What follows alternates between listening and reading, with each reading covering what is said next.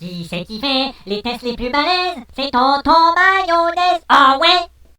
Bonjour et bienvenue dans ce nouveau test de Tonton Mayonnaise, accompagné de son acolyte, le colonel Moutarde. Salut les jeunes! Alors aujourd'hui, je viens vous parler d'un jeu assez méconnu, et c'est bien dommage puisqu'il s'agit de Rex, de Martech, paru sur Amstrad CPC en 1989. Dans ce jeu, vous dirigez Rex, un mercenaire Dis donc, on dirait un clébard ton mercenaire. à l'apparence canine dont la mission Et de tirer sur tout ce qui bouge. est de détruire une base sous forme de tour. De four. De tours, construite par les humains qui s'en mettent plein les fouilles. Et c'est tout. Bon, le scénario reste assez nébuleux sur la boîte et dans la jaquette. Je peux finir? Oula, très bien, j'ai rien dit. Et donc, Ouh, mais dis-moi, c'est vraiment beau tout ça, mais ça bouge bien. en effet, les graphismes sont très colorés, beaux et lisibles. L'animation du personnage est très bien faite, même si le rythme a tendance à ralentir lorsque beaucoup d'ennemis sont à l'écran. Ah, apparemment, faut pas y aller en courant, hein. C'est pas du bourrin rentre dedans. Il y a de la stratégie, il faut finasser. Et oui, dans Rex, il faut savoir prendre son temps.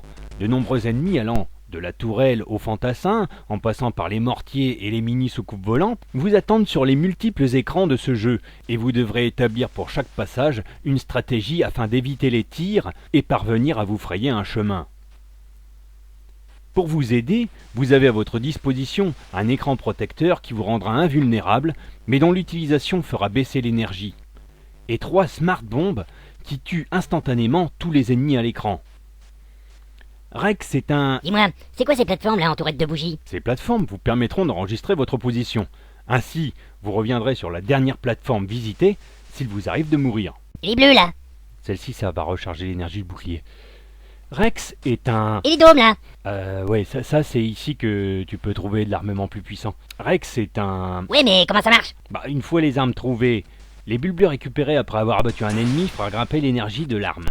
Si l'énergie est suffisante, on peut utiliser l'arme 2, puis l'arme 3 et enfin l'arme 4. Ah d'accord. Rex est un jeu bien difficile au début, mais après quelques parties, il sera plus facile de progresser dans le jeu. Dans plein jeu qu'il est bien. Il a pas de défaut alors? Et là, si, il arrive que le jeu se fige, et qu'il faille redémarrer l'ordinateur, perdant ainsi toute la progression effectuée. Ah merde. Il arrive aussi que la gestion des vies soit erratique. Parfois, on semble avoir des vies infinies, le compteur revenant sans cesse sur 9 vies, et une autre fois, on sera directement en game over après la première vie alors que le compteur affiche 5. Ah oui, ça c'est con. Mais ne crions pas au scandale trop vite, il peut s'agir d'un souci dû à l'utilisation de l'émulateur. T'avais qu'à utiliser un vrai CPC, fumiste. C'est la conclusion. Pour conclure, on peut dire que Rex est un jeu excellent, très beau, au graphisme étrangement fin pour du mode 0 et mêlant habilement action et stratégie. C'est un jeu à la difficulté justement dosée, permettant à chacun de progresser malgré tout. Un jeu qu'on ne peut que recommander car il est encore capable d'en scotcher plus d'un devant l'écran du CPC plus de 20 ans après. D'ailleurs moi j'y retourne. Qui c'est qui fait les tests les plus balèzes? C'est Tonton Mayonnaise. Ah ouais?